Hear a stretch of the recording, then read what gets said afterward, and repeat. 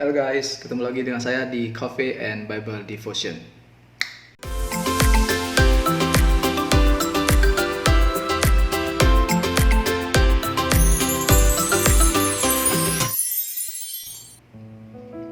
Oke, hari ini saya akan share tentang prioritas hidup.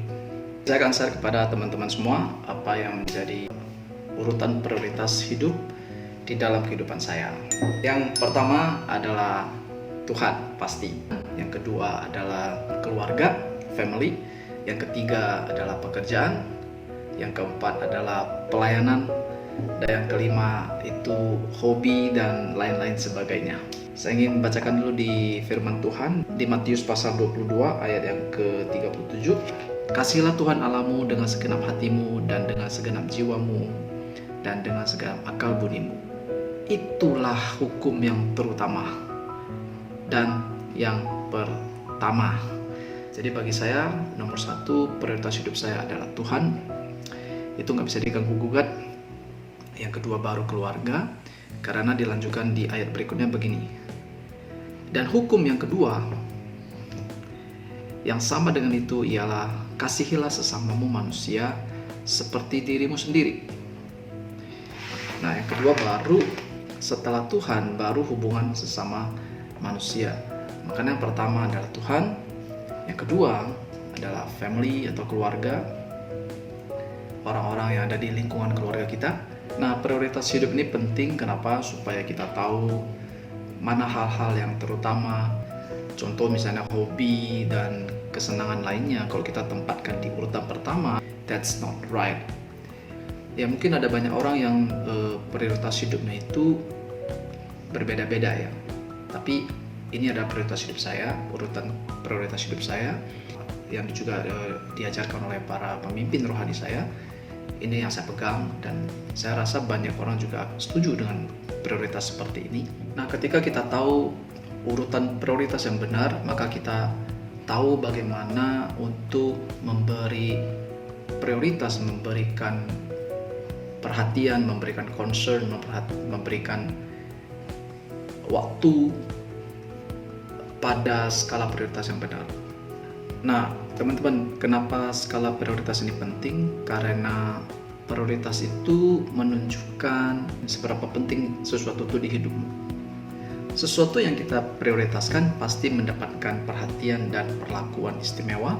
Hal-hal atau seseorang atau pribadi apa atau siapapun yang tidak masuk dalam prioritas kita pasti tidak akan mendapatkan perhatian atau memiliki waktu kita secara khusus, karena mereka tidak ada dalam lingkaran pentingnya kita.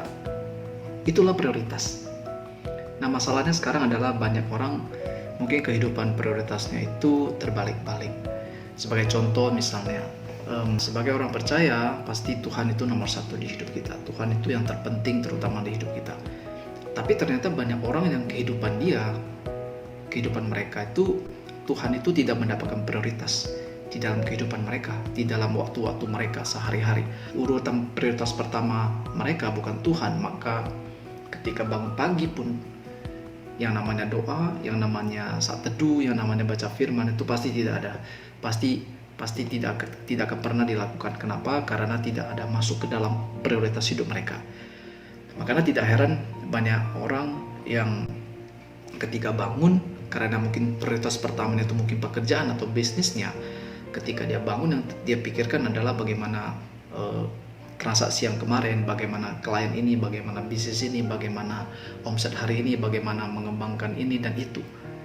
Itu mungkin yang pertama di hidup dia adalah pekerjaan bisnisnya, sehingga dari dia buka mata sampai dia tutup mata, itu yang selalu dipikirkannya. Dan juga mungkin tidak sedikit banyak orang yang akhirnya karena bisnis pekerjaan yang melebihi prioritas dia daripada keluarga, akhirnya keluarga pun terbengkalai, tidak punya waktu untuk keluarga, tidak punya waktu untuk pasangan, tidak punya waktu untuk anak, tidak punya waktu untuk orang tua. Dan kenapa? Karena prioritas pertama mereka mungkin pekerjaan bisnis usaha mereka. Nah, kembali lagi ke tadi, kalau kita sebagai anak Tuhan, kalau kita sebagai orang percaya, maka yang pasti pertama di hidup kita adalah Tuhan. Itu adalah hukum yang pertama dan terutama. Jadi kalau Tuhan ada dalam prioritas hidup kita, apalagi kalau Tuhan pertama, maka ketika kita bangun pagi, kita pasti ingat Tuhan, kita pasti ingat Dia, dan kita pasti akan berkata, Tuhan thank you, hari ini ada, Tuhan terima kasih sepanjang malam Tuhan memelihara, menjagai kami, dan pagi hari ini boleh bangun dengan kekuatan baru, dengan hari yang baru. Kita pasti datang ke Tuhan, kita pasti berdoa, kita pasti say thank you, kita ada ucapan syukur. Kenapa? Karena Tuhan menempati prioritas pertama di hidup kita. Jadi sebenarnya simpel. Seseorang itu dia baca firman atau tidak, dia mau baca firman atau tidak, itu sederhananya adalah dia ada prioritas enggak? Tuhan ada di prioritas hidup dia enggak? Kalau Tuhan tidak ada di prioritas hidup dia, atau mungkin Tuhan ada di prioritas tapi mungkin di prioritas yang terakhir, maka mungkin baca firman menjadi pilihan opsi terakhir. Itu pun kalau misalnya masih punya tenaga, punya waktu.